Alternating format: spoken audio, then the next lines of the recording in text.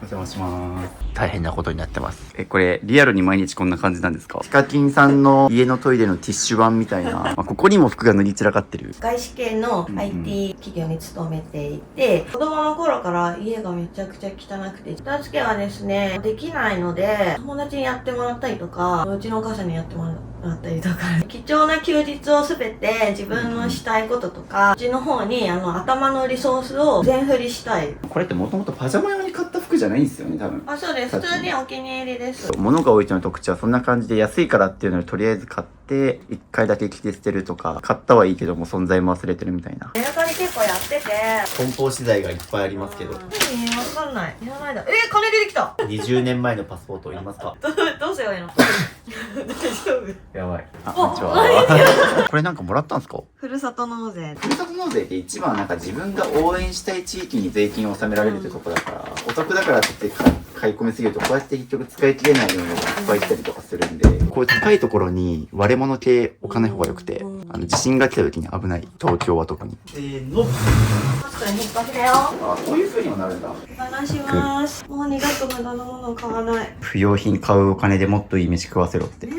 お守り警察に怒られるかもしれないですが。お世話になりました。ありがとうございました。ジモティーの方が来たんで譲りますよ。こらせ。いっいっぱい走れんじゃん、もっと。ほら。ほらほら。相棒。犬がこんな、ごめんね、首から。よいしょ。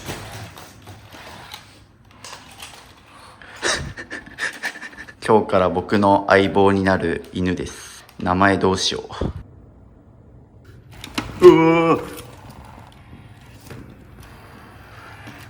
お、立った。クララが立った。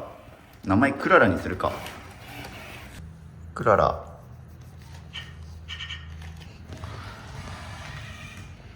可愛くない？レンタルだったけどもうこれ買おうかな。クララ。ちょっとボールがついてたんで与えたいと思います。ほれ、クララ。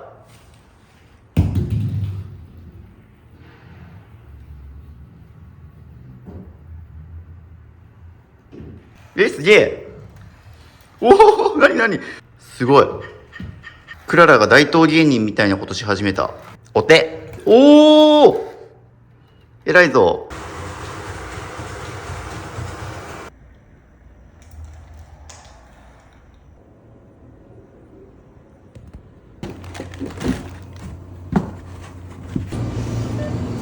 りがとうございます。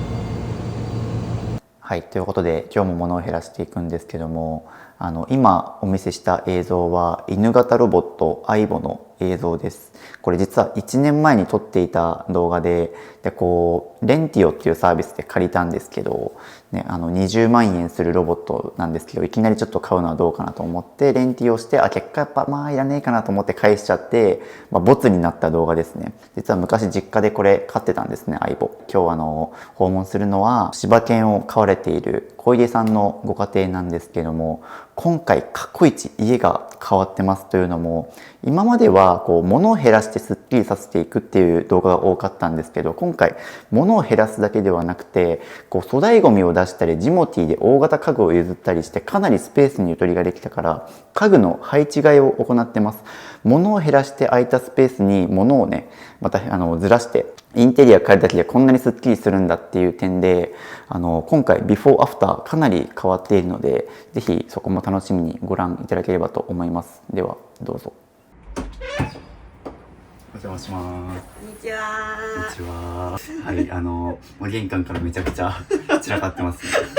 ということで早速片付け前のルームツアーをさせていただくんですが、玄関からあっちこっち散らかってますね。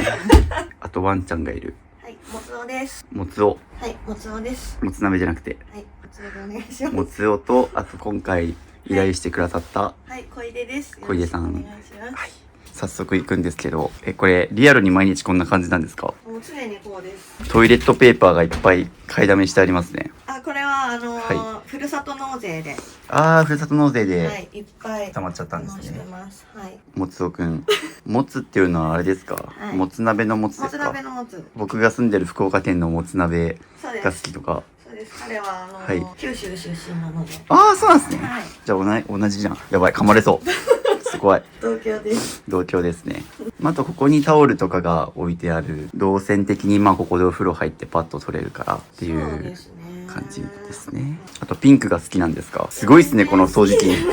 好きじゃないんだけど、うんこれが安くてピンクが。ああ、なるほど。値段も安くこだわりがなさすて。ぎて。こだわりのないピンクなんですね。はい、こだわりないです。はい。あ、なんか可愛い。舐めてくれた。で、こっちからパッと見ると、あ、こっちにドラム式があるんだ。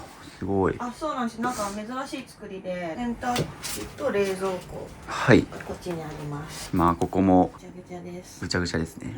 はいはい。シンプルに物が多い少ないってよりは散らかってるって散らかいうってますね。感じはしますが、すごいゴミ箱らしきものの上に服が脱ぎ散らかってたりとか。ゴミ箱全く使ってなくて、はい、本当だからなんか使いづらくて、結局置いてあるだけなんですよ、これ。これはもうすぐ捨てれそうですが、こっちに水がもうなくなりそうなウォーターサーバー。あとここにいいドラム式があるからね、洗濯乾燥は楽だと思うんですけど、なんか上に炊飯器が。これははいね、加湿器。加湿器か。なるほど、象印のいい加湿器ですね。はいすごい。洗濯機の上にあったら揺れません？ドドドドドーンって。うん、揺れる。使うときははい移動してます、あっちに。ああ、なるほどなるほど。これもはい。ふるさと納税で大量に使うああ、なるほど。洗剤。うん。と。どこに置けばいいかわかんなくて。なるほどなるほど。おっと邪魔しないで。もつ鍋くんが僕に懐いてますね。やっぱ同じ福岡なんで。はい。ちなみに、ここにこれあれですね。ミニマリスト御用達のそう。モフとスナップオン。みんなめちゃくちゃおすすめしてるから買ったんですけど、はい。全く使ってないです。これね、iPhone の裏に貼り付けられるカードケースなんですけど、財布はどんなものを使ってる感じですか、今？それを使ってます。なるほど。それを使ってて、うんそっちに入れちゃってるからこれ使わないみたいな。使わない。なるほど。これは結構ミニマリスト上級者向けというか、ある程度使うカードを厳選しないとこの中に収まらないんで。全然入んない。そうですね。これからこうは結構、はい。キャッシュレスとかを使いこなさないとこれは難しいっていうので、これマグネットに貼り付くからここにただ貼ってるだけです。貼ってるだけ。なるほど。確かにこういうところからちょっとミニマリストに憧れてる形跡は感じそうますなんね。ですよ。っていう感じで、あと、ここに素晴らしいカウンターキッチンあるけど、ここに iPad のキーボードの残骸みたいな、ここで歯磨きながら iPad とか見てたんですかね。そう、ここでごくまでにお料理する時とか、はいお片付けする時、洗濯物畳む時とかは、ここに iPad つけて、なるほどなるほど。 YouTube 見ながらやったりとかうんしてうん。ます。ちなみにどんな YouTube を見られるんですか？渋さんも見るし、はい片付け系を見ながら片付けてます。ありがたいことなんですけど、片付け動画を見て片付かずっていう感じですね。片付かず。そのまんまリビング。なんか、散らかってるけど、床も白かったりで、なんかいいですね。おしゃれな感じはしますけど、なんか惜しい。多分片付けたら結構いい部屋になりそうな。本当ですか？はい。なんかテーブルとかマットレスとかしかり、なんか白とかグレーで統一されてあるから、なんか色味統一してるからこれ物減らしたらだいぶいい空間になりそうな気はするんですが、それだけにもったいない。ここ広いな。そうなんですよ。すごい。ワンちゃんも柴犬で割と大きい犬だからちゃんと快適に過ごせるように広く空間取ってるっていうので。そうですね。ここにソファー兼、ここはベッドか。はい、これはセミダブルのベッドです。はい、っていうか、すごいとこにアウターの散らかしちゃったすごい、もう本当にありのままって感じですね。もうなんか僕が来るの分かってても全然片付けずにみたいな感じですもんね。はい、決まってから2週間一切片付けてない。そうですね。かなりリアルです。なるほど。リアルにこんな感じなんですね。はいあれ何ですか？これは自動給餌器です。はい1日4回決まった時間に餌が出てきます。すごい。で、あそこに監視カメラついてたり、そうですね。ワンちゃん周りが自動化されてる。はい。で、ここすごいいい感じのディスプレイだったり、スピーカーとか。あとあっちになんか電子ピアノがありますけど、音楽関係のお仕事されてる方ですか？もともとはピアノを教えてたんですけど、はい。今はIT 系の会社にいらしてて、うんうん。で音楽趣味なので、はい。ピアノとい奥にミディキーボードもあって、はい。なんで使うときはここに載せて、はい。パソコンにつなげてはい。使うみたいな。しかも、なんか作業環境が2つありますね。平日最初の仕事をするはい。デスクで、うんうん最初ので、はい。こっちは、はい Mac が裏にあるんですけど、はいこっちは音楽作ったりとか、はい。感じでで、しかも、天井からあれありますね。我が家と同じアラジン X。はい、これは渋さんの影響で。おー、確かになんかこれが置いてあったりとか、なんかインテリアの感じはなんか若干僕と被るところがあって影響してくれてるのかなと思ったんですけど、こんな感じで我が家でよく見る時計、今日は10時から撮影しております。確かにここ若干そうですね、楽譜だったり、ここにも服が塗り散らかってる。そうなんですよ。なんか全体的にあっちだったりこっちだったりで服があっちこっち塗り散らかってるっていう。でここには化粧品とか入れてるのかな、はい、ドレッサーみたいな感じで使ってるんですけど、上が化粧品とかなんですけど、謎にこういう、ジンバルがあったりとか。確かにこれ撮影用のジンバルだったりとか、ここに本があったりしますからね。ここに本もありますね。今気づいたみたいな。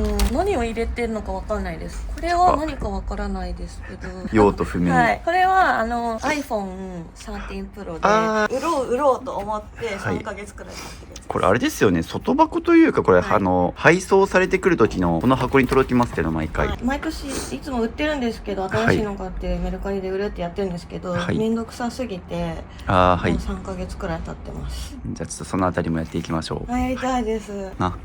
ね、頑張ろう。 iPhone を売ったらいい金になるからいい飯食いたいよねっていう感じで、ここに立ち鏡があります、でこっちですね、クローゼットがありますけども、なんかこの辺りマワーハンガーセットアップ用のやつがあったりで、この辺りやっぱり見てると、やっぱりなんかその片付けの方の動画をよく見てる、僕しっかり見てるということで、なんかそういう形跡は感じますね。ちゃんとハンガーこだわったりとか、単純に服脱ぎ散らかしてるせいでここかかってないから余白がまだあるというか、だから実際は多分ギチギチな感じですよね、全部入れたら。全部入れたらギチギチです。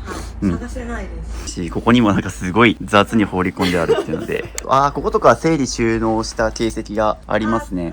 結構頑張ったんだけど、でもまだまだ用途不明な仕事がいっぱいあります。一応クローゼットだけど下は書類系を入れてるみたいな、整理収納頑張った形跡があるけどごちゃついてますと、ちなみにこのもつおくんは何歳ですか？今1歳。1歳。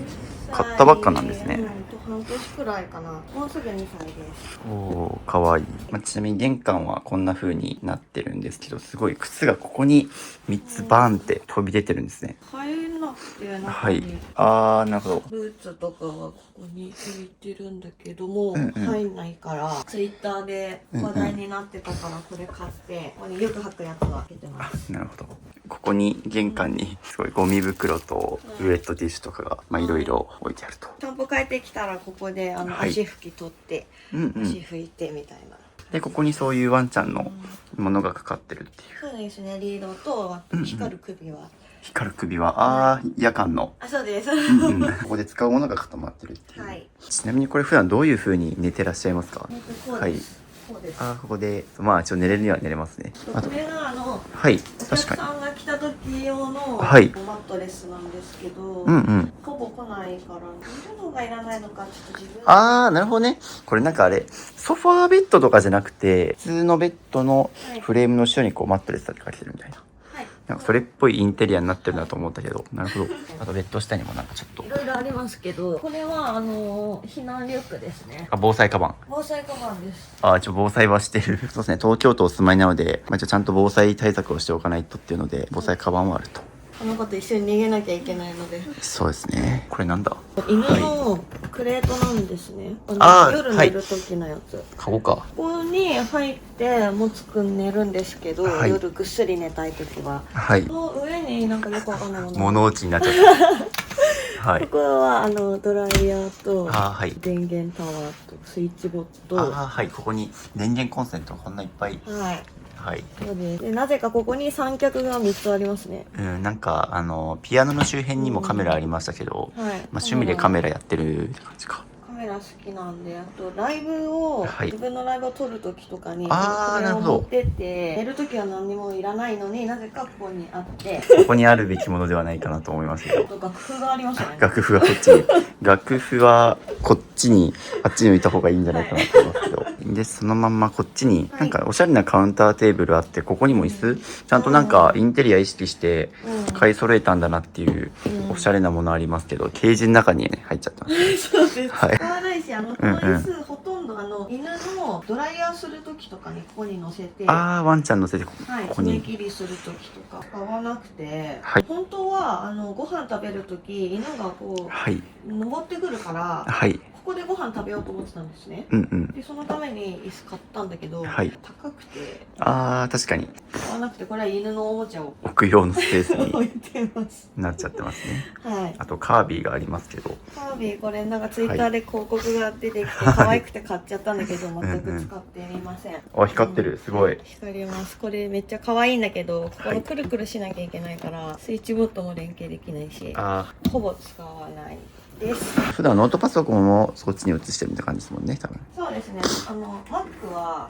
はい裏に押してて、あ、ここにあるんだ。はい、ここに本当だ MacBook Air があって、はい。この本体はもうここに入れっぱなしで、で、ここにはい、これで、投影してると。はい。あと食洗機がここにいいのめっちゃあるから、これとこれ使ったらだいぶ家事は時短できそうですけども。そうなんかこれなんだろうと思って。これはこいつが5リットル使うんですけど、1回の洗浄で、ここでああ、なるほど。入れて急ドンってやってじ人力でやってるんですそう、ね。人力なんですよ。なるでほどなるほど排水もここにして止まったらバシャーってなるほどなるほどやらなきゃい。けないから結構めんどくさいです。食洗機を使うために手間がかかったみたいな。かなりかかり感じだったます。また外箱がそこにバーンと置いてありますね。これ売りたいんですよ。で売りたいと思いながらもう半年以上ここに置いてるだけっていう。半年ずっとここに置きっぱ。はい。もったいないもったいない。し、玄関の一番よく通る場所にあるんで邪魔ですよ。邪魔です。はい。なので、今日一日使ってこの家を片付けていきます。わかります。はい。ということで、今日も物を減らしていくんですけど、最初に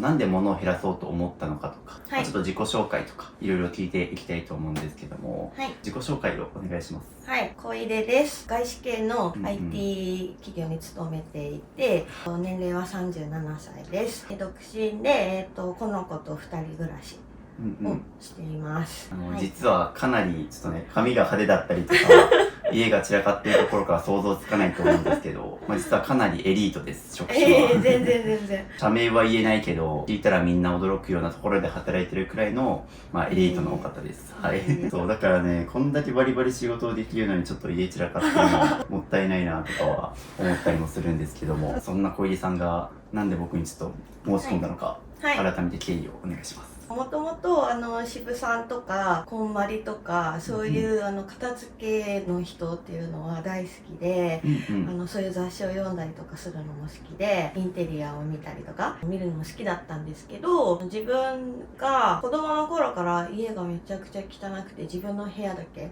めちゃくちゃ汚いっていう状況で、そういうのがコンプレックスになっていて、自分の部屋が汚いからそういう綺麗な家の人を見てそういう生活習慣とかを学んで自分に取り入れたいなって思いつつもなぜかできないっていうままこの年になり、で渋さんがYouTube で視聴者さんの片付け企画やってるのを見て、はい私も申し込みたいなって思ったんだけど、友達が言うにはうちってそんな汚くないらしいんですよ。ああ、この家、この状態で。はいゴミ屋敷ではないし、お部屋の住人初級ぐらい。なんか、一応これ、僕を家に呼んで片付けてほしいよって方は、概要欄のリンクから申し込めるんですけど、今回は友達経由ですごい僕のこと見てくださってるっていうので、それでいろいろ見てますっていう話をしてで、うちめっちゃ汚いんですっていう話をしたら、あれですよね、なんか帰ってから家の画像送ってって言われて、で送ったらやりましょうっていうことになりました。なんかめちゃくちゃ僕のこと見てくださってるらしくて、でその時もなんか写真一緒に撮りましたもんね。そうですね。そうはいは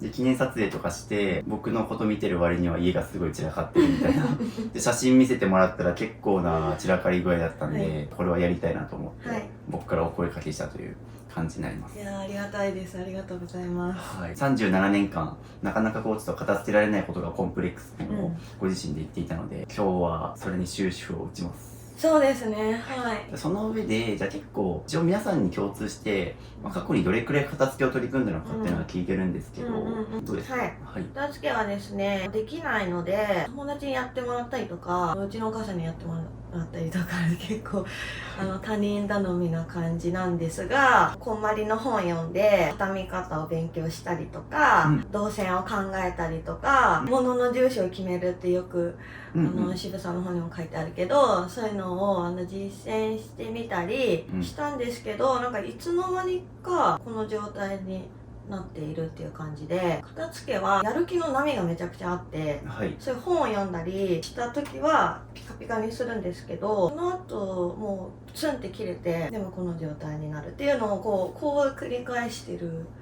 ような感じですね。片付けを意識しだしたのは大学生くらいの時だと思います。大学生の時に初めて一人暮らししてゴミ屋敷になったんですね。これどころじゃない。多分家族と離れて、お母さんお父さんとか片付いてくれたけど、一人になってから散らかりっぱなしになって。そうですね。私もともと楽器を頑張ってたので、練習時間を捻出するためにお母さんが身の回りのこと結構やってくれてて、勉強できてなかったんですよね。そういう掃除の仕方とかで、大学生になってからもうなんか床見えないくらい汚かったんですね。でロフトがあったんですけど、その時の家に、ロフトにこれで投げて物を入れてはい、物が散らかってる人結構ね、物をぶん投げるんですよ。そう結構雑に扱うっていう、それ脱ぎ散らかしたりとか、ね、そう、これ使わないからロフトって言ってポイみたいな感じでやってたら、卒業する時にロフトがゴミの山みたいになってて、結構古いマンションだったんでゴキブリとかも出て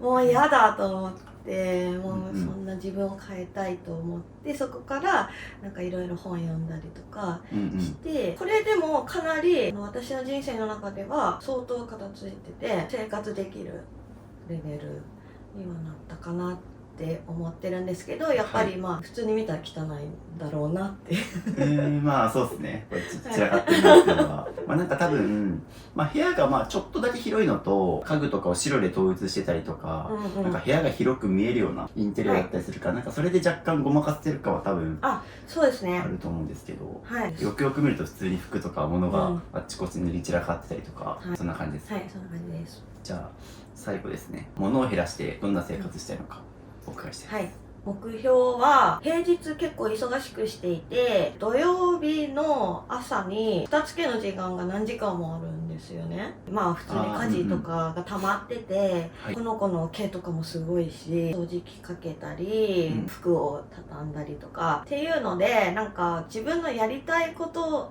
が後になってちゃうんですよね。その貴重な休日なのに、半分くらい片付けしなきゃいけなくて、常に頭の中は片付けなきゃっていうのがちょっとあるんですよね。なんか自分のトゥードゥーリストに常に片付けが上に来てるみたいな。それがもう常にチェック入ってないんですよ。チェック入ったとしてもすぐできてくるっていう、それに追い立てられてるような感じがする割には片付いてないし、貴重な休日を全て自分のしたいこととか、この子のドッグランに行ったりとか、遊びに行ったりとか、ピアノの練習したりとか、こっちの方に頭のリソースを全振りしたいから、リソースを占めてるこの片付けタスクを減らしたい。なんかもうそれこそこことか見てると、自分のやりたいことがもう明確にあるからこそ、なんかね、そこに時間を費やすっていうのがすごいもったいない、片付けに時間と体力を奪われてるのもったいないなと思ったんで、仕事もできるし趣味もいっぱいあるから、もっとポテンシャルを最大限出したいなと思うんで、今日は片付け頑張りましょう。はい、ぜひお願いします。頑張ります。頑張ります。もつ頑張る？そう、もつのためにもね、片付けましょうか。もつが暮らしやすい家。そこから餌が。はい、おやつ。お座りして。はい。飛び散った。これ夏。大丈夫ですか？はい、あんだけ懐いてたと思ったら急に噛まれてショックでした。裏切られたという。どこから片付けるか考え中なんですが、基本的に僕片付けるときは明らかなゴミからまず捨てて、でそこからは服、紙の本、書類、日用品、家具家電思い出のものっていう順番で、まあ捨てやすくてかつ効果が出やすい順でやってるんですけど、まあ明らかなゴミっていうよりは服が脱ぎ散らかってるみたいなものが多いんで、脱ぎ散らかってる服をクローゼットに戻して、クローゼットから片付け始めます。わかりました。クローゼットもちょうどいいですね。なんか狭すぎず大きすぎずなんで、ちょうど厳選できるくらい。そう多分ここちゃんと減らして厳選したらいい感じのクローゼットになりそう。ちなみにこのアラジンもそうなんですけど、この床これも自分で張り替えてるんですね。はい、そうです。まこれ友達に手伝ってもらって、はいパネルなんですけど、これ一個一個はい通りのやつでなるパンパンほど。パンパンって貼ってマステと両面テープではい貼ってます。なるほど。これもなんか白い床のインテリアがいいなと思ってやってるっていうのは。そうですね。なんか広く見えるかなと思って、あとこの子が走り回るから、ああなるほどね。床保護ですね。っていうので、まあ、我が家と同じように白床 DIY してるっていうはい感じですね。っていう感じでいろいろ配置替えをして床は空いたんで、ここを片付けていきます。はい。早速ですね、服から減らしていくんですけども、まあ、一応服から減らすのをお勧めしてる理由は、だいたいみんな片付け終えてない人っていうのは結構クローゼットがパンパンになってることが多いです。っていうのも服ってなんかみんなすでに持ってるはずなのに買いがちなものの一つ。例えば春夏秋冬とか今季節の変わり目じゃないですか。服好きですか？割と好きだけど、でも私の世代の女性にしてはかなり少ないですよ。まあ、確かに一応全部書いてたけどめちゃくちゃ多いってわけでもないから、ないです。はい。まあ、服は結構個性的ですけどっていうので割とじゃあめちゃくちゃ数が多い感じでもないけど、まあ、ちょっとやっぱりこの辺りぎゅうぎゅう詰めになってるので、服はですね結構減らしやすいんですよね。捨てる場合でもゴミ袋詰められるし、まあ、なんか売りに行くってなってもそんなになんかこう家具家電と違って重くないし、売りに行くのも簡単っていうのでちょっと服からまず減らしていきます。基本的には服減らしていくときに、例えば今だったらちょうど冬なんで今年の冬に着なかった服っていうのは来年も着ないんですよね。基本2軍3軍が1軍に昇格することはないので、冬って結構アウターとか、体積かさばってるものが多いから冬服から減らすと結構コンパクトになるよっていうので、冬服から減らしていくんですけど、その前にね一旦ちょっと自分がどれだけの服持ってるか把握するために全部出します。なんだこれ。プチプチやばい持ってダメっていうので押し入れからプチプチができたりとか結構カオスだったんで、服は一旦ここにあるもの全部と、そこにかかってるもので全部で、上はカメラとかケーブルガジェット類の収納で、下は書類系ですね。じゃあ服は本当にここにあるので全部ですね。はい、ここにあるのは本当にもう一軍で今年着たような服ですか？まあそうですね。タイツとかは拭かなかったですね。なんか下着とかもろもろ分けて分類はしてないって感じですか？結構雑にも何でも春服冬服下着も全部ここで。いや本当はちゃんとなんか友達がこの前来てパンツとか書いてくれて、それをもう剥がしちゃったんだけど、一応ね靴下と下着のボックス、バッグのボックスとかって決まってたんだけど、いつの間にかこうなってたっていう。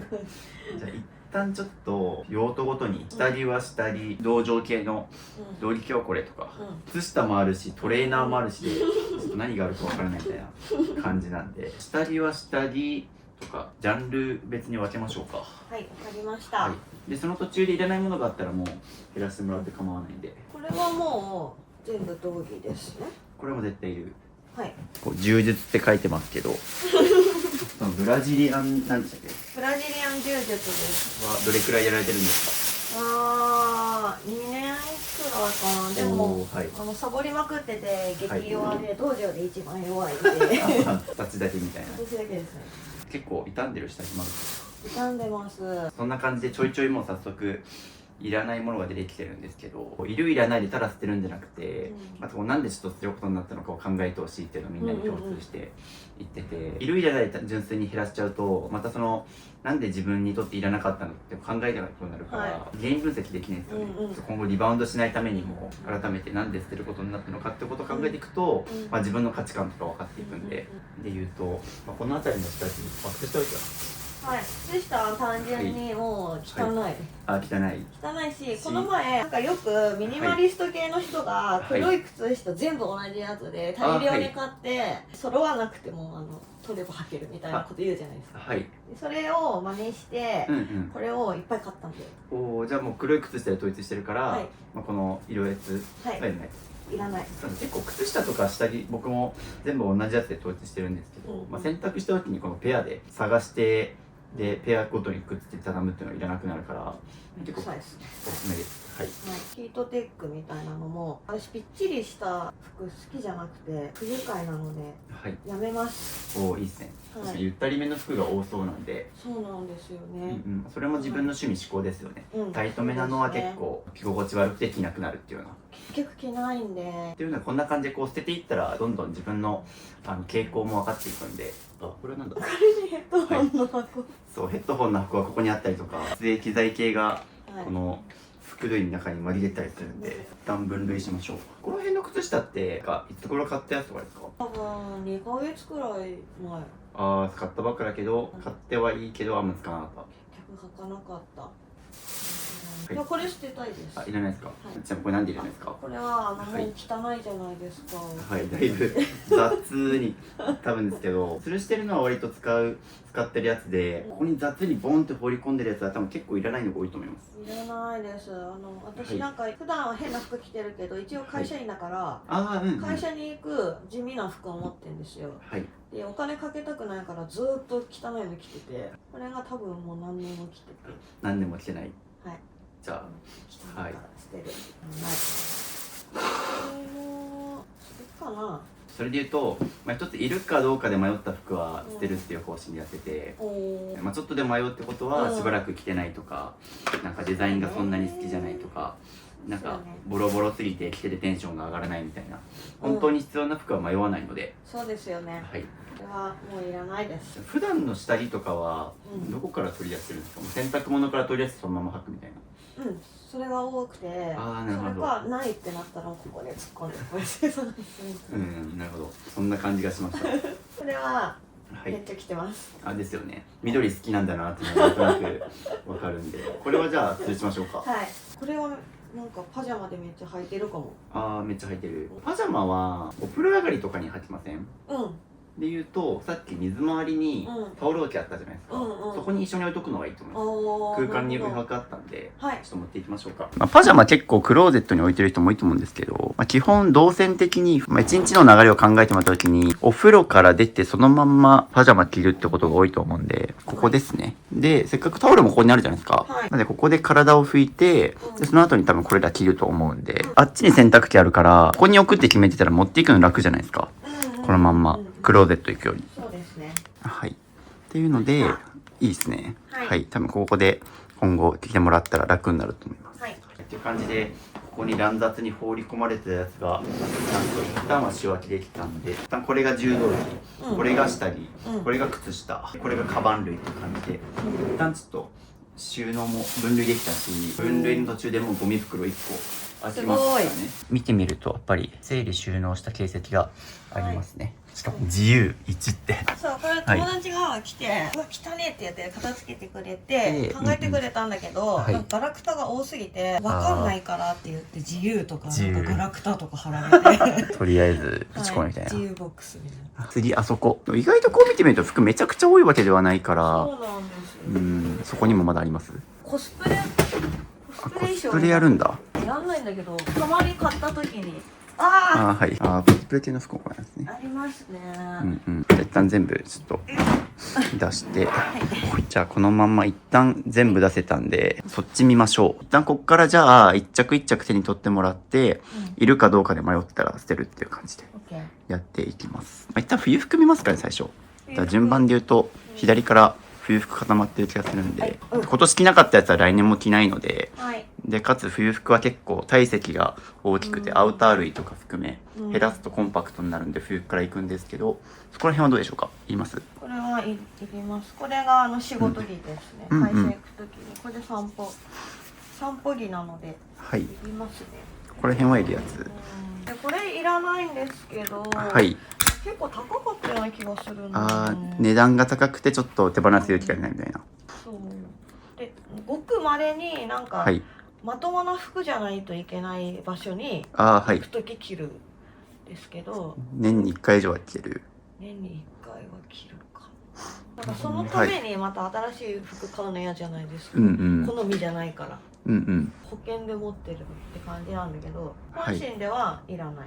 普段も着れるああ、うん方がいいうん。かなとと。こかれ、絶対普段着ないから100%。うん、なんか転用できるようなあ、そうそう、切れ目のやつ兼用できる切れ目のアウターは欲しいなって思ってま。ですすね。じゃあ一旦これちょっと取り出しましょうか。はいまあなんか一応メルカリ調べてるんですけど、ないっすよね。ほとんど出てこないな。2500円とかで出品されてる子、あるにはあるんですけど、売れたところでってって感じですこれは処分しましょう。はい、多分まあいいとこを詰めてらっしゃるんで、時給の方が高いと思います。これはなんかもういいかなって思ってます。デニムジャケット。まあちょうど今の季節から着れなくはないですけど、じゃあこういうなんかちょっとシワが出てるのはそういうデザインですかこれ？いいえ、汚いから。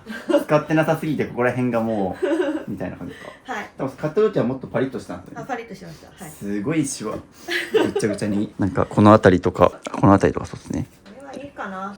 パジャマ。ちょっとパジャマが若干多いですかね。パジャマ多いっすね。まあ、要はパジャマ多いのは多分、これってもともとパジャマ用に買った服じゃないんですよね、多分。あ、そうです。普通にお気に入りです。そうそう、よくあるのがですね、こう、いらない服、二軍の服をパジャマにするみたいな、違う使い道で残すみたいな人多いんですけど、それやると結構みんなこんな風に、うん。パジャマがいっぱいになってとか、なかなか捨てられなくなっちゃうんでみんな。今後はまあ、もうパジャマはパジャマ用に買った方がいいですね。やっぱ部屋で過ごしやすいような素材とか、ちゃんと使えたパジャマ、毎日使う方が生活しやすいと思うんで、二軍の服をパジャマにして残す傾向があるんで、そこは注意ですね。はい。で、これ結局着なかったです。うわ、着なさそう。すごいタイトなニット。はい。はい。ダイエット頑張って痩せてたんですよ。はい。だから冬こういうニット着ようと思ったら太っちゃって、はい。結局着ないまま暖かくなってきたなみたいな。しかもなんかファッションの系統的にも明らかに違うもんね、今。そうそうそう。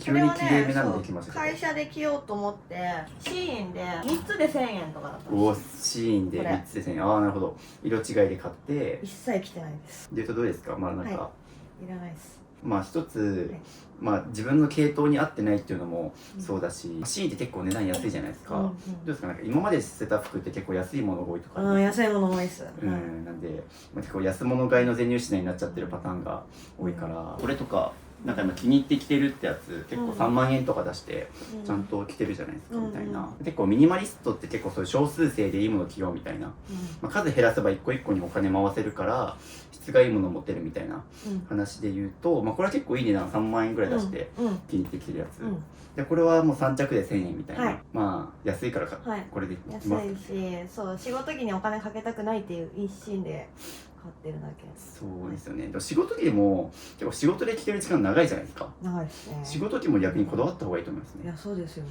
そうそう。仕事着こそ結構使ってる時間も長いし、まあ仕事の場で結構ね、相手に見られることもそうですよね。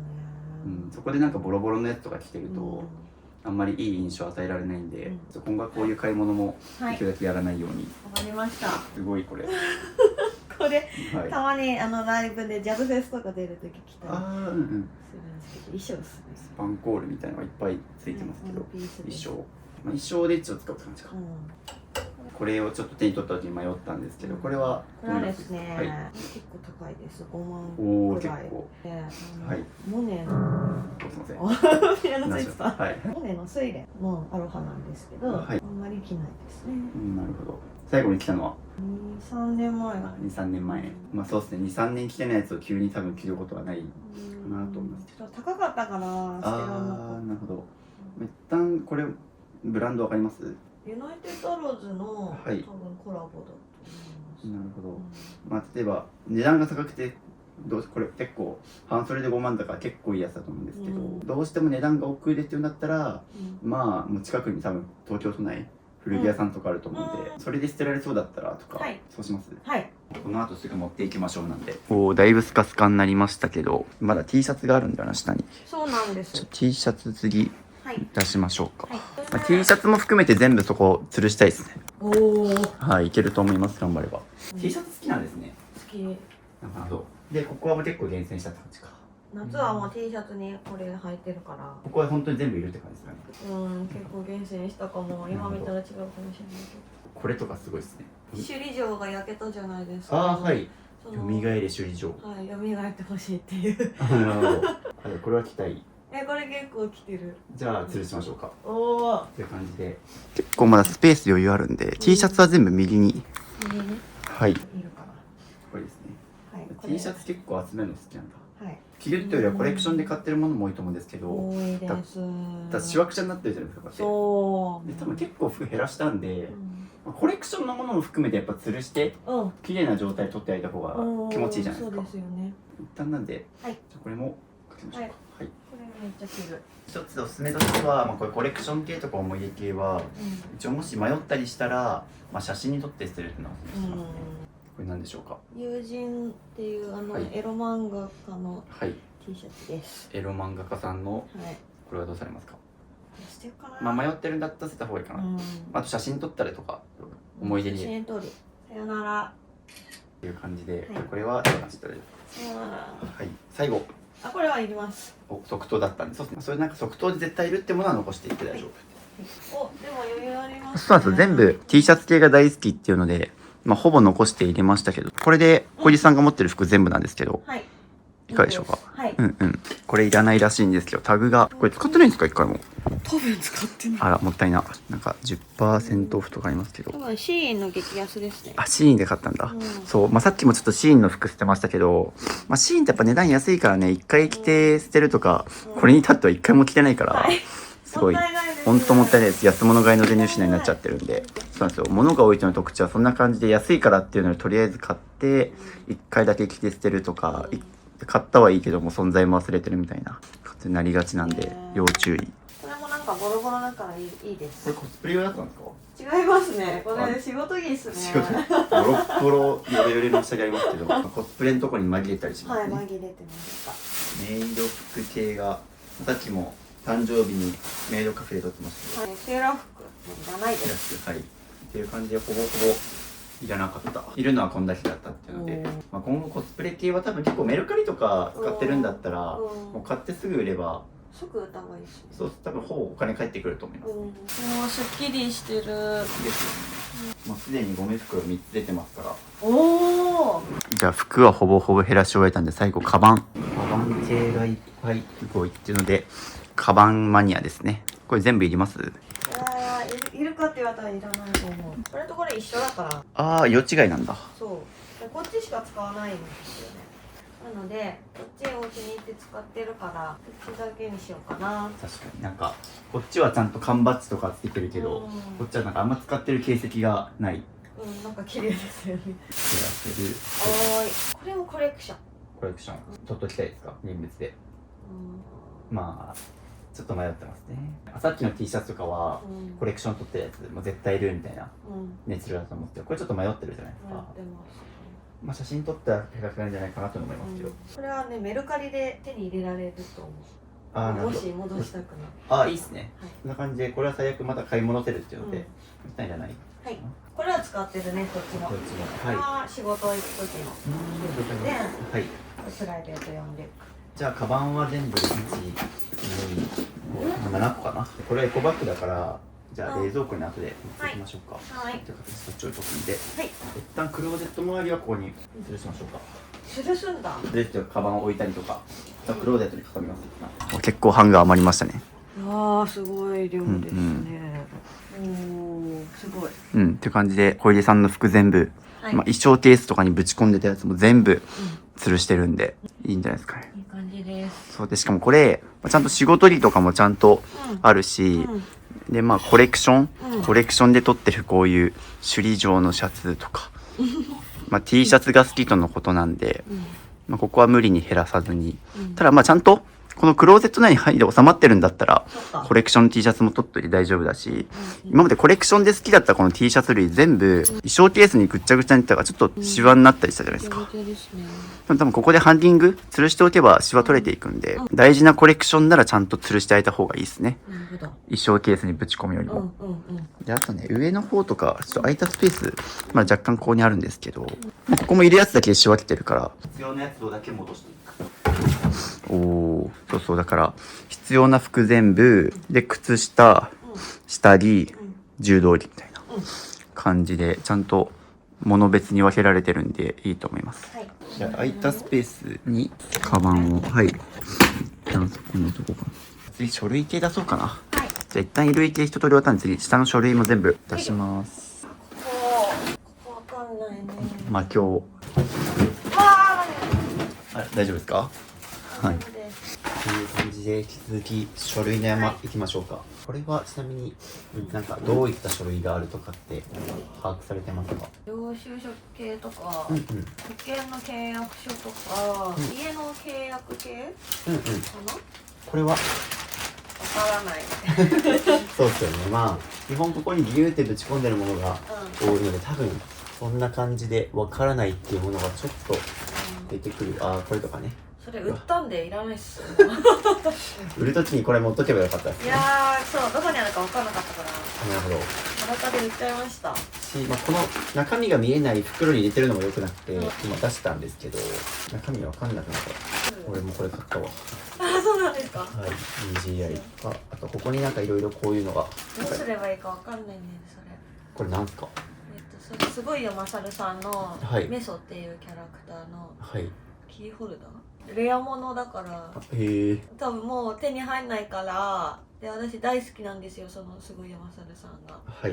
だからなんかそんなポイって捨てるような感じでもなく、うんうん。かといって使ったりもしないし、なるほど。これは厳密で取っておきたい。絶対。うん、って感じで、じゃあ思い出のものとかコレクションに取っておきたいはいのが一部残していいんですけど、やっぱ無限に残し続けると、うん結局管理しきれなくなるから、なんかこういうのって今後出てきそうですか？これ出てくると思絶対厳密で取っておきたいのが。う。だったら、コレクション系とか思い出系は一旦後回しでいいです。はい、まあ、明らかにいらないものから捨てていって、でもこういう思い出コレクション系は、まあ、一度捨てたら手に入らないものとかもうんあると思うんです、これとかも。うんっていうのは、一旦完璧に 100% いらないっていう決心がつくまでは減らさなくていいので、はい、そういう系は一旦後回しにして、はい、この範囲に収まる感じでしょうか。わかりました。メルカリよく使ってます？そう、メルカリ結構やってて、ね、梱包資材がいっぱいありますけど。使わないっすね。そう、っていうなら、もっと言うと、売る直前に買えばいいんですよね。もう今メルカリの梱包資材とかってコンビニに売ってるじゃないですか。売ってる。そうそうそう。っていうので僕とかもよく片付けで、まあ基本的にやっぱみんなメルカリで売るって言って、結局後回しにして手放さない人多いから、本当に値段が高いものって緊急性が高いから、多分後回しにせずすぐ売るんですよね。なんか多分もうそこまで値段つかないものも売ろうとして、後回しにしちゃって残してるみたいな感じですよね。直近でなんか売るもんあります？ iPhone とそこにあるモニターくらいですか。で言うと、おすすめはもうメルカリじゃなくて、まあ、東京都内結構ガジェット買い取り系、おすすめは僕ジャンパラっていうとこおすすめしてるんですけど、メルカリ出すのと持ち込むだったらどっちが楽ですか？持ち込みが楽です。ですよね。だったらじゃあもうこれちょっともったいないけど、これもいらないですね。はい、売る直前に買えばいいです。梱包系はもう今どこでも簡単に手に入るんで。そうですね。これはカード類なんで。おー、ちょっと待ってくださいね。はい。カード類だからいるとか言って結構多分これいらないなと。すごい。僕が使ってるキャッシュカードとか。それね、そう、渋さんが持ってるから。でも使ってない。使ってないクレカ系がいっぱいありますね。使います。で、これが何枚分もあるみたいな。説明書とかはいらないです。いらないですね。説明書をするときの基準としては、最悪説明書はホームページ行ったらダウンロードできますと。説明書の中に保証書がついてるものは取っといていいんですけど、ここだけいろいろ載ってるんで、防犯登録番号とか載ってるから、このページだけあればいいですね。はい。一旦これ写真でも撮っておけば大丈夫です。そうするとこういうカタログとか説明書もいらないと。しかも、これ帽子だ。書類と思ったら帽子が出てくるんだよ。帽子だった。これ書類じゃないんですよね、ほぼ。書類じゃなかった。ほぼ。これから。帽子って全部いります？これはいる。これはいいや。これはね、デザインがなんか出先で眩しくて買っただけじゃない。なるほど。好きじゃない。これ友達の帽子。これはお気に入りの帽子。っていう感じで、ほぼ空でしたところが。書類系は実はここか。こういうなんか、開封したファイルとかも残ってるから、これ明らかなゴミですね。こういうの。これも説明書ですけど、おすすめはトリセツってアプリがあって、それ使うと、これの型番、例えば、EWD なんちゃとか打ったら、そのアプリに1個に全部まとめられます。家の説明書は。で、あとここに保証書ついてるんですけど、まあ、これ1年以上もついてますよね。そういう感じで、これも保証の期限過ぎてるので、これはもういらない。まあ、あとよくみんなこれ残しがちなんですけど、まあ、このカードをもらった時にカードがペタッと貼り付いてるあれですね、でここに上限金額とか書いてますけど、まあ、これもみんな残しがちなんですけど、いらないですね。最悪これも写真撮っとけばカード番号とかわかるし、だったらもうこれもいらないです。住民票いつ取ったかわかんない住民票。そう、住民票は3ヶ月以内に過ぎたら大体使えないです。発行して3ヶ月過ぎると身分確認とかにも使えないんで、去年だ、1年以上過ぎてるんで、しかも福岡市中これとしたアート引っ越しセンターで引っ越したんですね。いらないですね。アート引っ越しセンターで引っ越すときは無印良品の紹介でって言ったら、なんか 20% オフとかなんかそうなんですか。なんか結構安くなります。無印良品の紹介？みんな使えるんですけど、なんか無印良品となんか、なんかコラボのやつで言うと安くなるらしい。そうなんだ。友達で10万ぐらい安くなったりしました。すごい。何わかんない。いらないだ。金出てきた。ドル。めっちゃドル出てきました。何こしかもれ。今円高ですから1ドル150円。なんで金出てきた？これ結構な金額ありそうだな。ありそうですね。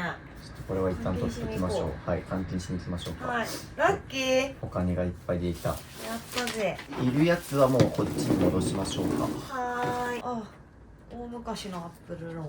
何年前とかですか？もう十何年。十何年前。まあ、結構だからここ十数年分のはい。古い書類がそうなんです。眠ってる感じですよね。はい。大学の卒業証明書だ。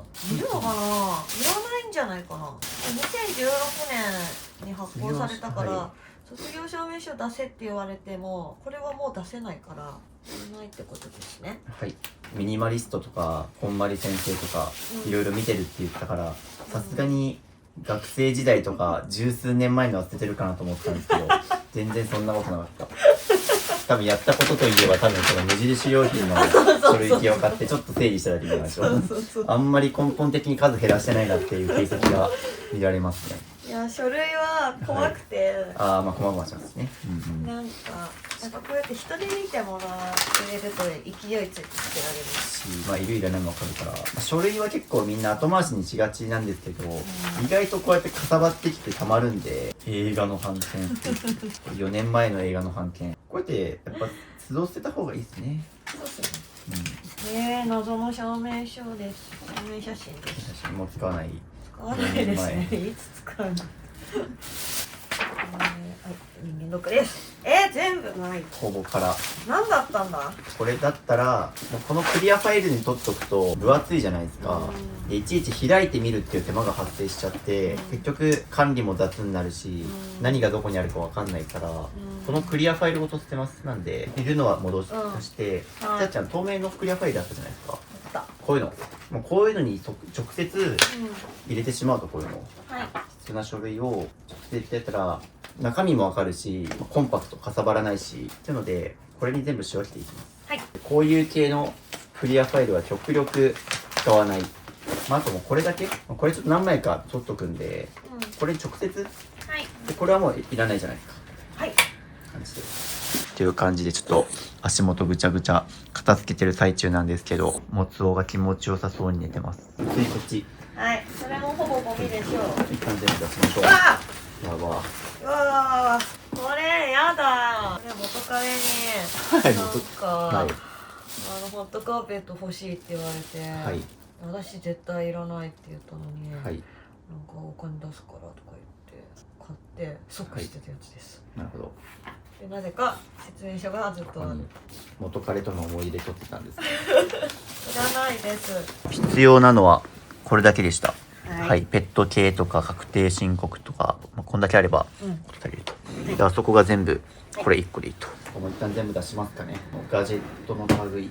ここが片付けたかったところです。はい、もう全部出します。これパスポートは昔のなんです。10代の頃のです。10代の頃、20年前のパスポートいりますか？どうすればいいのこれ？いやもうこれそのまま捨てていいですよ。じゃあ捨てます。わかりません。まあ、分からないってやつは大体いらないですね。なくてもどうにかなってるから。逆に言うとここパッと見て絶対いるっていうのが一緒かなと思います。パッと見てると、まあ、こうよく言ってるのが一個一個こうやっているいらないでパッと手に取って、まあ、捨てないものに目向けてるといつまでたっても終わらないから、パッとこれ見て逆に言うと、あこれは絶対いるわみたいな、この店でパッと取って、まあ、それ以外は捨てるみたいないるものだけ取ってもうそれ以外はするくらいの方が考え方としてはですね効率もいいし、この収納に全部ぶち込んでるやつ大体いらないと思うんだよね。絶対いるってやつはじゃあこっちに戻しましょうか。よくわからないです。そうですね、そんな感じでなんか用途わかんないからとりあえず取ってると思うんですけど、用途がわかんないやつのこと捨てた方がいいですよ。どうせ使わないからその後、今みたいにさっきみたいなこれはいるってやつだけ残せばいい。これいるね。これいる。よし。おっっていうのでこれも2箱あったんですけど1箱で十分だったっていう感じです。だいぶ収納が出た。結構ねミニマリストに憧れてたりとか、結構片付け整理周到したくてっていうので、本読んだり動画見て学んでる方多いと思うんですけど、そういう時にね収納買ってね、とりあえず奥にぶち込んで、なんか見せない収納で隠しがちなんですけど、そうするとさっき言ったように大量にこういうのが開いて無駄に買いがちなんで、絶対に残ですよと。大丈夫。やばい。だいぶ死んでますけど。すいません。片付け休憩してるんですけど、ちょっと大変なことになってます。はい、っていう感じで、あの辺り全部スッキリさせた結果、バン、ここ。いるのはこんだけ。で、この辺り全部空です。おー、こんな感じで。めっちゃいい感じ。下にカバンと帽子系、下着と柔道着。上に使用頻度の低いガジェット系と思い出のものとか。一旦これで。はい。ここ入れます下。いらないっすね。ここ片付けましょうか。ここにね、はいポケとか入れてたんですね。でもほぼ空だもんね。うわ、やばい。うおー、うわ、やばい。俺の誇り、俺の花が止まらないよ、これです。うおー、やばいっす。やばこれ、誇り。全く掃除してない。全くしてない。このスペースほぼ空だもん。これいけそう。いけそうなんだ。うん。おー、いけた。いいね。ここ本棚にしましょう。はい。いいね。空いたスペースに、おーこうするともうすぐ見えるじゃないですか。はい。だから今後、ここに全部パッと入れられるようになるし。で、常にここら辺とかに置いとけば、いいね。こんな感じで、そこも開くし、すぐ取り出せるし、このまま減らしましょう、この辺り。これ、言います？はい。下の段に使用頻度が低いものとかストック入れて、よく使うものは上。って感じ。じゃあ、これは使用頻度が低いです。はい。これは持ち歩くはい。です。はい。コスメ系は、開封して3ヶ月から1年以内に使ってくださいっていうのが一応決まりなんですよ。ものによるんだけど、そういったものだけはこう固まってます。もうスタメンがここに揃ってるって感じですか？一回試して使ってないみたいなものがあるんだったら、それはもういらないかな。そんなに頻繁にメイク変える人ですか？買えないですね。もう定番のメイクで固まってる感じですよね。もうほぼこれしか使わないし。例えばそのタイミングで使わないものあったら減らしましょうか。これ捨てる。古いやつ取っとくと、衛生的にも良くないし。こんなもんかな。だいぶスッキリしましたね。はい。下もまだ余裕あるし。じゃあこことここは一旦完成かな。わあ、すごい。綺麗。はい。まだ上空いてるし、うん。そこに思い出のものとガジェット類と。で、オールシーズン、春夏秋冬の服、衣装ケースに突っ込まず、衣替えの必要のないクローゼット。すごい。で、下にカバンと帽子、下着類、靴下と柔道着。これで以上。すごい、なんかリュックのね、いつもどこに置くか、帰ってきて、なんかはいその辺にポイポイってやって、はいで、もつくんがこう顔突っ込んでなんかやってるっていうのが日常だったから、ここに入れればいいですね。そうです。収納の山がいっぱい。じゃあ次がこっち行きます。ここ片付けた分のゴミがこっちに固まっちゃって、もつおくんごめんな。もうちょっとですに行くからこれ。一旦ベッドきれいになったんで、ここケーブル類の倉庫設を。ここでヘアドライヤーするんですか？そう、ここでお風どういう動線呂上がってこうやって。こういうの水回りやめた方がいいと思うけどな。これも同じですね。ヘアクリームのお風呂上がりになるほど。こうやってやってここで塗ってはい。乾かして、だからここにある。じゃあこれとこれはここ置いといていいんですけど、これこんな使う？タコ足配線のこれ一旦全部抜きましょうか。絶対こんなにいらないと思う。すげえケーブル配線になってんな。少なからずさっきのタワーのやつは絶対いらないから、ここに収まります。ここに収まると思いますよ。あともっと言うと枕元にあんまり iPhone の充電置くと寝る前にスマホ触っちゃうんで、おすすめはしない。スマホはあっちで充電するとかにした方が。ケーブル配線タワーをもうちょっと一旦なくしましょう。はい。続いてこっち。はーい。ちょっとこうシンプルにゴミがいっぱいありそうなんで、ちょっとここもはい。随時明らかなゴミから減らしてってもらって大丈夫はい。です。これっているのかな？それは防災のうん。小池都知事だ。東京都民に無料で配られるやつですよ。都民の皆様に小池百合子。まあ東京だから防災大事ですけど、物減らすのが最強の防災です。はい、本当に。しかもこれね、電子版の閲覧こちらってあるんだ。電子版があります。じゃあいらないです。はい。これはこれマスクの足拭きで、ここで使うって感じか。ここに入れてて、その枯れですね。多分これ捨てていいと思いますこれ。ええなんでかっていうと、多分ね、性格的にこれ、まあ確かにこれに入れて隠すと綺麗なの分かるんですけど、ここに隠して入れてるのに、会話ここに置きっぱなしじゃないですか。なんかそこまでなんかインテリアにこだわってる風にも見えない。僕だったら、もうこれ直接使う。これに入れる手間暇って絶対面倒じゃないですか。面倒。出してそのまんま置いてていいと思いますね。じゃあ、しましょう。うん。捨ててもいいかも、このでかいの。いらないの。捨ててもいいですか、そこ。すごい厳重に不織布で包んでますけど、なんか大事にしてるってわけでもないですよね。そうですね。足グギってなるから、これ。はい。もういいや。これ大丈夫。はい。これいらないっすね。こいつの箱っす。あー、外箱。うんアトム。アトム。あ、中からなんだ。鬼塚タイガーのアトムコラボ。あ、ここにブーツ入れたんだ。存在今思い出したみたいな感じですよ。これいりますへえ。いらんか。でもこんな高いヒールで歩けないんで、最近もう。この3足いらなくて、いらない。外箱も開きました。うん。だいぶ開きました。できました。素晴らしい。そこの棚も取っ払って、袖は残して、このブーツをそこにそのまんま、多分ちょうどいい高さなんじゃないかな。本当だ。で、その2つはその真ん中。入った。そうすると、この無駄なこれいらないんですよ。これいらないか。そう、めっちゃ邪魔これ。めちゃくちゃ邪魔ですこれ。これのせいで玄関がすごいぎゅうぎゅう詰めに感じるんで、仮にこれ全部いるとしても下に入るんですよね。でそんなに使用頻度高いものとは思えないから、一番下の段でよくて、まあ、一旦ここ片付ましょうか。このタイミングでいらないものも減らします。ほらうわやば。何これ。バーンっていきますね。だいたいうちの YouTube でガサツな人ってこう、なんか物を適当に扱いすぎみたいな風にコメント欄があれがちなんですけど、マジでやばい。はい、やばい。やばい。叩かれる。家が汚いとだいたいガサツなんですよね。バーン。まあでも順調に減ってるんで、あとね、メジャー多すぎ。メジャー多すぎだね。メジャー何個あるんっていうくらい。1、2、3個あるって。3メートルはもう絶対いらんでしょ。5メートルが2つあるから。これいらない。そこに燃えないゴミで。これなんで同じものがこんな複数あるんですか？わかりません。あるかわからないまま買ったみたいな。シンプルに物が多いから、どれだけ持ってるか把握できないって感じですね。把握はできてないですね。引っ越しの時に多分実家から持ってきたんですよね。これもだ。これいらないですね。いらないですね。メジャーが4つあるんで、買いすぎ。ちょっとこれは反省しましょう。はい。はい。っていうので、おー、綺麗。めっちゃ綺麗。めっちゃ綺麗。めっちゃ広くなりましたよ、ここ。っていう感じで、靴3足とこれがいらなくなりました。次こっち。ここすごいな。すごいバランス感で保たれてますけど。ちょっとどきましょうか、それ。危ない。まあ、と思ってると買いすぎっすね、これ。これなんかもらったんですか？ふるさと納税。ふるさと納税良くないな。死ぬほどきます。死ぬほどきますね。はい。まあ、ミニマリストのおすすめテクニックで、それ、バスマットいらないかな。ここで体拭くときに、ここにタオルあるんで、もうここで足元一緒に拭いてってやれば、これ多分だいぶ汚い気がします。はい、汚い。まあよくですね、バスマットいるかいらないか問題なんですけど、まあこれ洗濯してます普段。たまにしかしない。いいんですよね。っていう感じで、もう直接ここで足も拭いて出れば OK なんで、はい。これ捨てちゃいましょうか。で、ピンク色のマキタの掃除機ですよ。ここで使います？ここでは使わない。充電してた、ここで。あ、なるほど。はいこれ充電してるんだ。うん。まあこれあっちに持っていきましょうか。はい。その下空いてます？この人はやばいです。うわー。これは生理はい用品ですね。なんでこんな袋にぎゅうぎゅう詰めに。あとなんかよく見ると、あそこに歌丸クリーナーっていう、まあミニマリスト御用達の万能クリーナーが。そうなんあったりす。なんかね、はい使ったことない。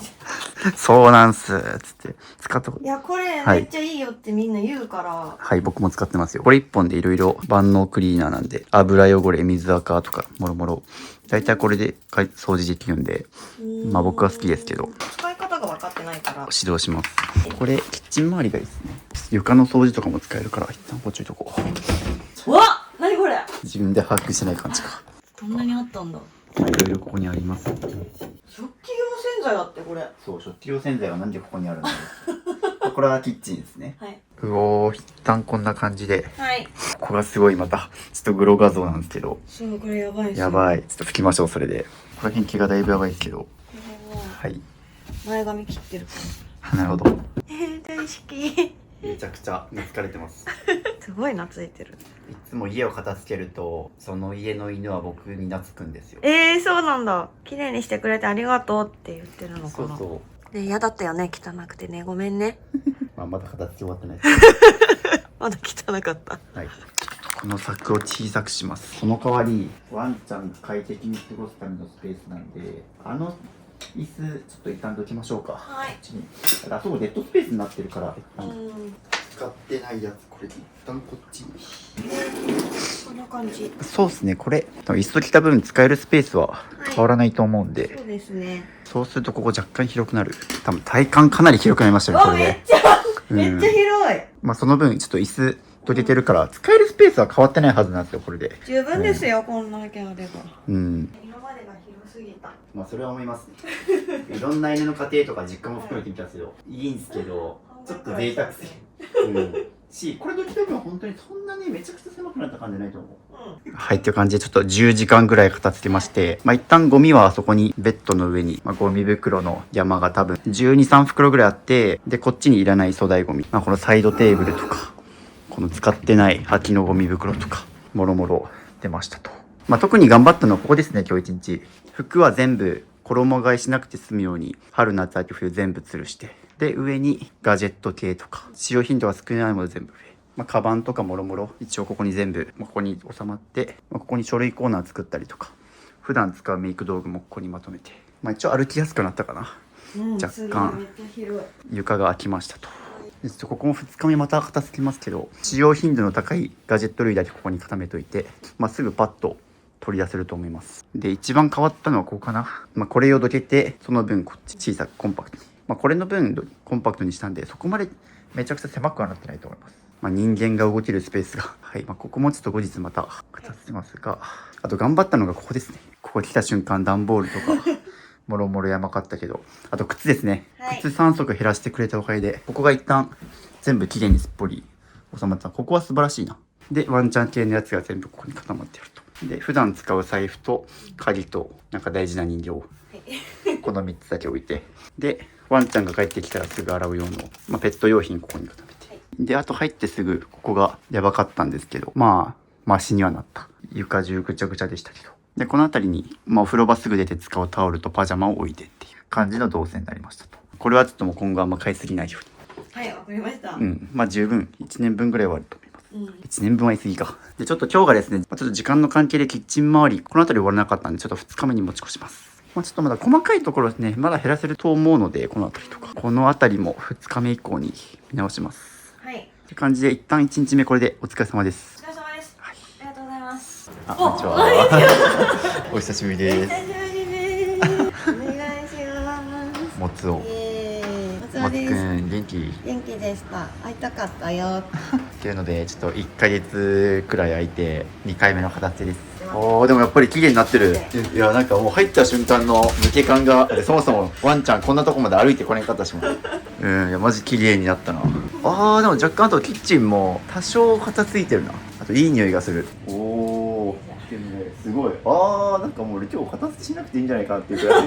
まあ前回片付け終わって、で今回2回目来るまでにLINE でちょっとやり取りをしてて、まあ、例えば粗大ごみに出すとかこれ減らしてくださいみたいな、なんかこう LINE で宿題をまあなんかこう与えながらというか、宿題コンプリートしました。そうですね、宿題をコンプリートしてもらってるからなんかあれですよね、配置も変えましたもんね、机の。はい、そうです。ここ机のこっち側にあったんだけど、そうそう。こっちに持ってきて、机を横並びにしてみました。めっちゃ綺麗になった本当。やったー。すごい。ちなみにここ前回前コンパクトにしましたけど、どうですか？あ、ちょうどいいですね。ちょうどいいですかね。もつもね、このコンパクトな部屋がお気に入りということで。すごい心地たこのそうね、はいなんか渋さん前回の後に、はいふるさと納税であんまりトイレットペーパーとか買うなって言ってたんだけど、はい去年頼んでたこれが来ちゃってやばいと思って。ヒカキンさんの家のトイレのティッシュ版みたいな。なるほど。ふるさと納税がなといっぱい届いて。ふるさと納税忘れた頃にいっぱい届いちゃってやばい、この前言われたのにと思ったんだけど、しょうがないからここにめましすごい3年分ぐらいのティッシュがあるそうこれはちょっと頑張って使いましょた。はい。う、あとはクローゼットも綺麗。なんかはみ出てるとかぎゅうぎゅう詰めになってる感はないから、特にめちゃくちゃリバウンドして増えてるとかもないんで良さげ。よし、なので今日ちょっと2日目は特にこのキッチン周りとかがちょっと前回片付け終わらなかったんで、この辺り片付けます。はい。持つ快適かこの部屋。ね、毎日走ってるもんね。でも確かにね、前本当にうん、この足の踏み場がめちゃくちゃ広がってるからめっちゃ歩ける。ですよね。なんか今日の持つめっちゃ生き生きしてるんですよ。元気してるね。はいよかったね。ミニマリスト犬。この家の僕のイメージって、うんめちゃくちゃアレルギーが出る家で前回マジで申し訳ないんですけど、めちゃくちゃ鼻炎とかの鼻すする音とか多分動画に入ってると思うんですけど、その後にくしゃみと鼻水がマジでやばくて、止まってなんかあった。なんか多分箱ティッシュ1箱ぐらい使いました、うん。今日全然大丈夫快ですか。適。実はだから僕今回こういうもう強力な点鼻薬とアレルギー剤持ってきたんですけど今日いらないっすね。本当ですか。はごめん。おーごめん。夫が物に殺されるとこだった。あー、危なかった。本当ね、物は減らさないと。そうだからこういう高い位置にあるものは極力ちょっと減らしたいんですよ。そうですよね。ここを更地にしたので食洗機をこっちにスライドさせます。ほおお。見た目的にはあれなんですけど、全然向こうは見えないけど、もうここしかない。そうなんだよな。まあここかな。ここに置いたりもしたんですけど、結局これを置くためにあっちに行ったりとか、ここで水汲んでここに入れるっていうのが一番うんうん。動線的に排水ももいけるでしょう。ここが一番多分楽です。じゃあこのタイミングでいらないのないかな。ないのは多分ある。めっちゃありますよね。多分あります。キッチンはなんかカオス。まだカオスになってるイメージがあるんで、ここにタプリが入ってはいけない。これもういらないっす。はい飲まないんで。飲まないんですが、全部出しましょうあ、か。はい、いきます。キッチン周りも全部。米だらけ。こんだけ米があるっていうのを久しぶりに見たから、こんだけお米あったらどんぐらい持ちますか？半年以上持つんじゃないかな。半年か。ちょっと買いすぎな気がします。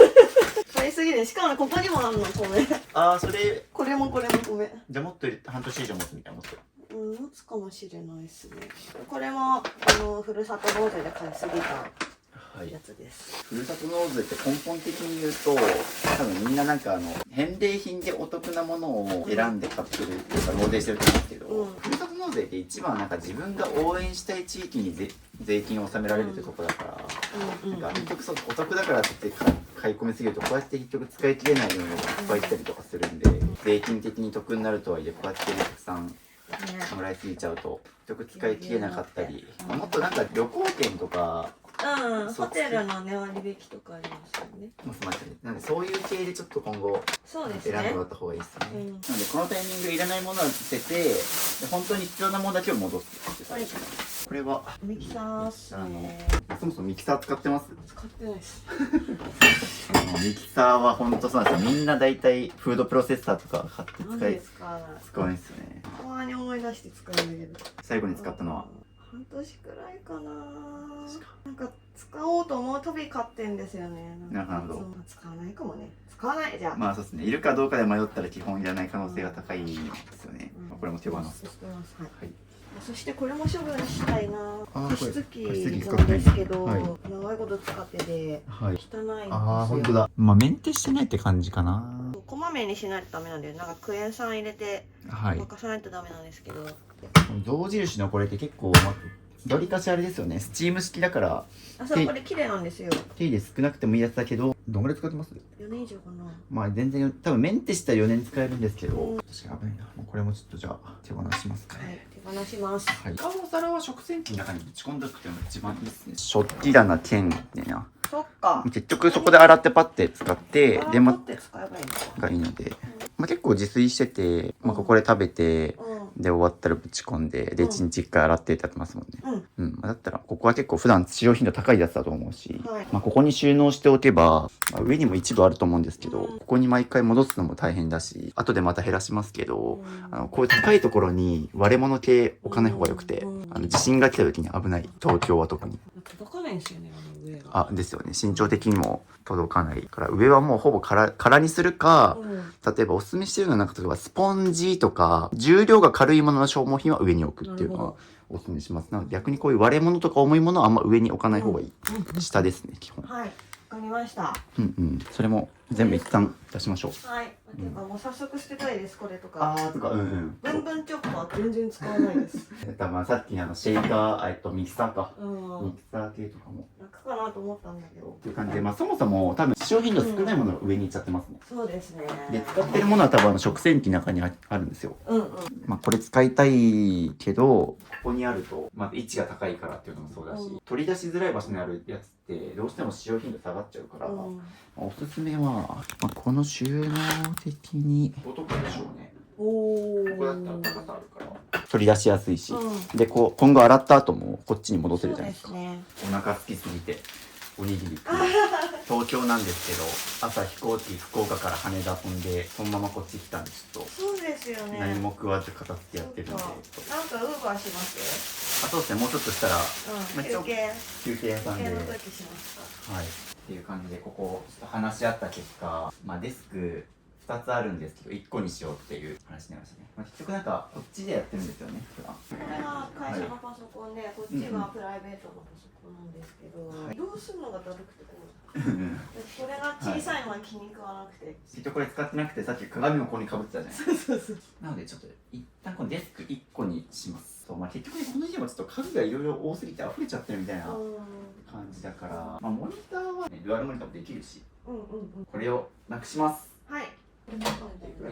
そう、これテープライトね、結局使ってないそれもそうなりました。取りますか、じゃあこれ。見ますか。っていう感じで、これをジモティーで手放します。ジモティー初めてですか？はい。基本的には、ゴミ袋で捨てるっていう作業をやってるんですけど、こういうちょっと大きくてゴミ袋に入らないものに関しては、ジモティーで譲るっていうのがおすすめで、出張買い取りとかもあるんですけど、出張買い取りは逆にお金取られたりすること多いです。僕も結構いろんな家に行って家具類の出張買い取りとかも頼んでる人の家も行ったんですけど、大体みんな逆にお金取られてるみたいな、回収費でし、粗大ゴミ回収に頼んだとしてもコンビニ行って粗大ゴミチケット買わないといけないからお金かかると。しかも何週間もかかるので来てもらう。そうやっぱり県とか役所の市によってはすごい回収までに2週間1週間とかかかっちゃうし、その間ずっとこれがあるの嫌じゃないですか。ジモティー使うともうね、本当に早かったら最短当日とかで、僕も前いらない突っ張り棒を手放す時にもう20分で連絡来て、すごいね。もう出品して40分後にはもう家に来てました。すごい。そうみたいな。それ福岡で。東京だったらもう絶対絶対来ますね。瞬足できます。うまいですね、初めてなのに。メルカリっぽい感じで。そうメルカリっぽい感じです。本当にメルカリのお金が介在しないバージョンです。一応値段つけてもいいんですけど、値段つけると急に買い取りがなくなるので、もうスピード重視でいくんだったらもう基本0円ですね。どっちみち粗大ゴミ回収出してもね、お金取られるし、無料でも実質儲かってるみたいなもんなんで、そうですね。それじゃあ更新してしました。これが回収来るの待ちましょう。はい。これベッドのところにあるこのマットレス、これ使ってないですよね。使ってない。友達が泊まりに来た時に使うけど、泊まりに来させないもん。これもジモティー出しちゃおうかな。しちゃいますか。はい、写真撮って。結構綺麗ですよね。そうですよ。って感じで、またこれジモティーに出してもらってます。いや楽しい。うちの企画大体物減らして終わることが多いんですけど、ここまで粗大ゴミも減らして、配置も変えてっていうのはあんまやらないから、大改造っすね。ベッドをこっちにずらします。はい。うおー、ほこりが。やばい。結構ほこりの方が。せーの。意外と軽い。意外と軽かった。おお。やばい。掃除機をかけろ。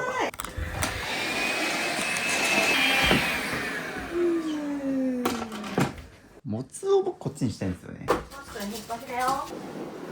ういう風にもなるんだ。これありか。超いい。ジャストフィットじゃん。お。カウンターが開いた。細いね。どうなんだろう、これ過ごしやすいかな。2度目の引っ越し。面白いね、今日ね。いろいろ並び替えてしっくりくるのを模索中なんですけど、入った瞬間ここが開いてるのはすごい気持ちいいんだよな。鏡どこ置くかみたいな話してたんですけど、めちゃくちゃ重そうな見た目してる超軽い。知り合いのミニマリストの人がいて、その人もこの軽いやつ使ってたんですけど、ねなんかこんぐらいのやつだった。ああ、ありますね。こんなでかいやつでもあるんだって。そうそうそこれだったら引っ越しも楽。う。そうなんですよ。デザインもいいっすね、これ。うん。普通に欲しくなった、これ。倒れてもね、危なくない。そう、割れないしね、これ。後で見てみます。リンク教えてください。はい。貼っときます。デスクとマットレス2個同時に今日中に来てくれる人が見つかったんで、すごいね。素晴らしい。そうなんですよ。だから0円で欲を出さずに出せばね、一気に引き取ってくれるんで、よかった。カメラ回してなかったんですけど、また、あ、こっちかななんかね、今いろいろ配置変えたんですけど、ベッドこっちの方がしっくりきますね。うんここで着替えて、ここで見ながら着るから、やっぱ動線的にはこれなんだよな。これでいこなんかこれが見た目も綺麗。う。すごいなんか急に頭良さそうな部屋なんですけども。確かに。なんかぎゅうぎゅうじゃないし、家具が。そうそう。間があるから。このベッド下になんもない方がかっこいいね。だったらもう置かないように。全然違う。そう配置替えしたらもつおがあそこ気に入ってシンデレラフィットしてますっていうのでね、ちょっとタコ足配線がマジでこの家すごくて、もともとデスクが2つあったりしたから、だからここはもう本当に使うケーブルだけを挿すっていう風に今ちょっとやってます。ミニマリストの天敵タコ足配線ケーブル配線アレルギーなんで僕さっきデスクとディスプレイも減らしたからその周辺のやつもいらなくなるじゃないですか。もともとこの家に一番最初来た時にタコ足配線にタコ足みたいななんかもう、そう電源タップ電源タップじゃなかったから普通に危ないんですよねこれ、火災の原因。これも手放します。話します。無駄でした。もう二度と無駄なものを買わない。そうです。反省してください。本当に無駄だった。もつが怒ってますよ。ごめんね。そう不用品買うお金でもっといい飯食わせろって。ねこの不用品のせいでもつの生活スペースが狭くなってる、ごめんね。っていう感じでデスク周辺とかは綺麗になったんで最後、犬用品を片付けてます。犬閉じ込めて目の前で捨ててるとなんかかわいそうに見えてるけどかわいそう。ごめんね。お気に入りのやつは残してる。そうそう大丈夫だよ。っていうので、お守りを手放します。はい。お塩これでいいんですか？あ、大丈夫です。もうこれ気持ちの問題なんで、これでもう自分が納得できれば、はい。ありがとうございました。はい、お守り警察に怒られるかもしれないですが、小家さん本人が納得できればお払いは成功なんで、一応でもお守りは塩でかけるか、神社に持っていくかどっちかって言われてますね、基本的に。ありがとうございました。お世話になりました。ありがとうございました。はい。大丈夫。という感じで一日お疲れ様でした。お疲れ様でした。ありがとうございました。はい、今日一日6時間ぐらいかけて、ゴミ袋12345677袋ぐらいと、あとは大きいデスク手放したりとか、あとこのディスプレイもとか、この負荷以外にもジモティーで、デスクとマットレス大型のもの結構手放してるので、だいぶ部屋が広くなりましたね。わかりました。じゃあちょっとゴミ出しに行きましょう。はい。よいしょい。めっちゃ広いね。広いでしょうっていう感じでゴミ捨て終了。ゴミ捨て終了。イエーイ。おー、あ、いっぱい走れんじゃん、もっとほら。ほらほら。いっぱい走れんじゃん。サッカーできるね。じゃあ2日間片付けた結果部屋がどうなったのかルームツアーします。はい。最初まずここにもう靴がいっぱいみたいなうん。感じしたけどちゃんと足の踏み場がある。ここは本当にもう普段使うペット用品と、ここも最低限のお香、財布、モバイルバッテリー、普段持ち歩くイヤホンとかだけ置いてるっていう状況。靴もかなり減らしましたもんね。そうそうましたよね。そうそう。もうここに全部備え付けの収納に収まる範囲内に減らしてもらって、ここにかかってた靴も全部なくなったと。もつおが歩けるようになりました。そこで寝ることもあります。あ、マジ？ここで寝れるんですね。寝れます。で、ここですね。ここも最初もう足の踏み場ないみたいな感じでしたけど、もつおがここで寝れるくらいにはなったと。で、ここはちょっと来た当初よりあれになったけど、これはちょっともう消化してもらってとか、友達に譲るとか、使い切るか譲るか頑張ってください。頑張ります。でですね、ここがもつお専用のスペースになりました。食洗機がもともとここにあったんですけど、排水口をこっちに伸ばして、ここにバケツ置いて排水して、で、わざわざ水を給水するためにこっちに移動してみたいな、すごい二度手間、自動化するために人間が働いてるみたいな感じになってたから、ちょっともうここに直に置いちゃいました。ちょっとその分スペース減るんですけど、これだったらもうわざわざバケツ置かなくてもここから排水できるし、ここから水汲んでそのまんま給水もできるからだいぶ楽だわ。だいぶ楽で、もう IH 周りはもう普段使ってるうん一軍の食器だけ置いて、まあ、調味料もここ、まあ、たまにしか使わない食器とかは下に置いて掃除用品で、こっちはお米みたいな、まあ、ちゃんと用途別にお米、掃除道具、調理道具みたいな感じで余白が生まれたって感じですね。ここですね。ここは特に変わって、もう割れ物は全部下。もう毎日1日1回絶対食洗機かけてるから、まあ、ここは食洗機兼食器棚であり、で、割れる系のは下に置いて、まあ、東京なんで割れ物置いちゃうと地震の時に危ないっていうので、ここはもう減らしました。で、まあ、小出さんの身長的にもこう届かないから、なんでここはもう無理に使わず、ここだけ。ここだけ。はいで、この辺りは普段使う炊飯器と、まあ、タブレット。ここでなんかご飯作りながら YouTube 見るみたいなうん。動線だから、ここ iPad 置き場にしてます。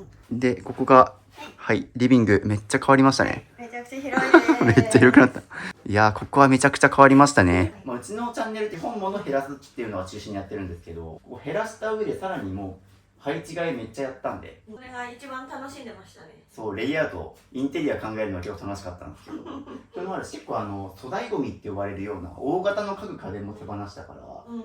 だいぶ部屋が広くなった。なんでこういう配置にしたかっていうのを話すと、まずベッドを一番最初に変えたんですけど、クローゼットとカーテンがここにあったんで、まあ、朝起きたらカーテンバーって開いて、朝日とともに目覚め、で起きた瞬間にこっちのクローゼットに行って身支度をし、で鏡をここに配置変更したんですけど、まあ、ここで着替えてそのまんま自分のね服とかも身だしなみチェックできるんで、この配置にしました。その横にこのラックを置いてて、これ結構皆さんも真似しやすいからお勧めしたいテクニックなんですけど、こっちにコンセント配線があるから、ここにコテとか、まあ、ヘアアイロンみたいなものを実は繋いでて、まあ、どうせ多分ここで朝起きたらここで多分メイク道具取ってここでヘアセットするみたいな動線になるから、ここに全部固めてるっていう感じで、このキャスターはコロコロ転がせるんで、まあ臨機応変に使っていただいて、でケーブル配線もこの鏡で隠せるんで、このレイアウトの方法はおすすめで、ここが特に変わったんですけど、まずピアノを真ん中に置きました。バーンって。ピアノが主役の部屋っていうので、もともとあっちにあったんですけど、ちょっとね、これあっちに鳴らしちゃうと隣の部屋の人に響いちゃうんですよね。うん。っていう理由からこっちにして、かつさっき話してたんですけど、なんかここ真ん中に置くようになったからピアノ練習するようになりそうみたいな。ね部屋のメインにあるからやる気が出そうな感じになりました。うんし、なんかインテリアとしても映えますね。ピアノ好きな人なんだみたいなのが。映えますね。でそのまんまここですね、デスク、まあ、デスク2つあったのを1個に集約しちゃって、やったこととしてはもともと社用とプライベートでパソコンが2つあったんですけど、まあ、このディスプレイ1個にパソコン2つとも、ノートパソコン2つあるんで HDMI ケーブルでこれ1個につないでっていう。なんで、はい、MacBook 使うときはここですね。で、仕事するときはここから出してこうしますね。そう。なんか今までなんかデスク2つ置いてまたいでたけど、結局それがめんどくさくなって使わなくなってたから、1個に集約したっていうはい。感じで、はい。パソコン2台ともこれにつなぎました。あとデスクがないからご飯食べるときはこうやってうんここでご飯食で、キーボードもここにあるんでね、べる。はい。ここは広く使えると。で、気に入ってたスピーカーもね、ちゃんとつなげられたんで、はい。つなげられました。音出ました。おおよかった全然使ってなかったから。絶対こっちの方が使いやすいですね。うん。この方がいいね。何より部屋が広くなった。で、最後、もつおのスペース。まあ、正方形だったのをそのまんま長方形にして、もつおどこ行ったと思った。ほらトイレで寝てる。すごいトイレに。いつもここで寝てんだよね。ここ気に入ってるんだ。落ち着くみたい。もはやこれいらないんじゃないかっていう。なるほど。あと体重計もこっちに移動したんで、ちょっと小出さん乗ってもらって軽くじゃあ持つと一緒に乗るか。体重がわからないように。体重は隠しておきますけど、はい。まあ体重計はちゃんと。イエイエーイ。これは最高だな。いつも体重計をベッドの下に隠してたから。はい。測んないですよね、それだと。わかんなくなってる。脱いで、はいトイレしてそはいっから缶になってから乗ろうと思ってまたそっち乗って絶対めんどくさい、それ。そうめんどくさかったからこっちに天井埋め込み型のプロジェクターのアラジン X があって、まあここから見れるんです。いいめちゃくちゃ仕事できそうそう今までデスクの近くにあったからあんま見なかったと思うんですけど、見なかったそれ見やすいですよね。素晴らしい部屋ですまあ、部屋も広くなったし生活の動線もかなり良くなったかなと思います。うんホテルじゃんこれ確かにホテルみたいな空間に。ねえもう素晴らしい部屋になったな。あ、早く到着してしまったんだって。じゃあ行きましょう。ジモティーの方が来たんで譲りますよ。こらせ。ありがとうございます。ありがとうございました。ジモティー持ってってもらいました。はい、初ジモティーどうでした？いや、めちゃくちゃすぐ来てくれた。ね、意外にめっちゃ簡単でしょ？うん、しかもなんかいい人そうだったし。そう、なんかお子さんと2人で、お母さんとお子さんが2人来たんですけど、多分子供の学習机かなんかなのかそうな。ですね。私の無駄な買い物も勉強の糧になるみたいでよかったです。よかったし、まあ、しかもね、当日中に来てくれたんで、うん。粗大ゴミ費用もかからず、うん。ウィンウィンっていう感じです。はいジモティーデビューおめでとうございます。はい、次も。マットレスも来ますかはい、マットレスも今日中にこの後来るんで。ら。ははい。い。頑張ります。っていう感じで、2日間にわたる片付けお疲はい、おれ様でした。疲れ様でした。本当にありがとうございました。いや、本当にめちゃくちゃ変わりました。いや、めちゃくちゃ変わりました。なんかはいもう、歩けなかったもんね、1日目は。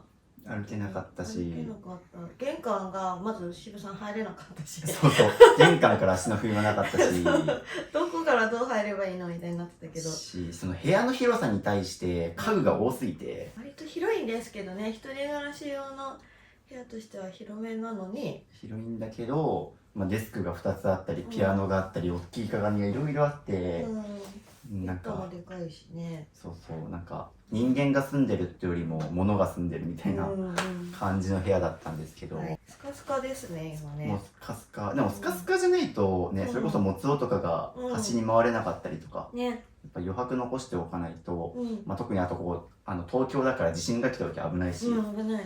逃げ道作る、うん。ワンちゃんの遊び場を作るっていう意味でも、床面積はあるに越したことないから、うん。だね、嬉しいでしょ、もう。いっぱいサッカーできます。はいまずなんか実際あと1回目減らした後に1ヶ月くらい間隔ありましたけど、どうでした？減らしてみてのなんか生活、物減らしてよかったこととかあれば。ああ、やっぱりなんか探し物が減ったかな。潔く捨てたじゃないですか、結構。はい。だからもうこれはないんだって思って、あれあったかなって言ってめちゃくちゃ探すこととかあったんですけど、今まではその時間がなくなった。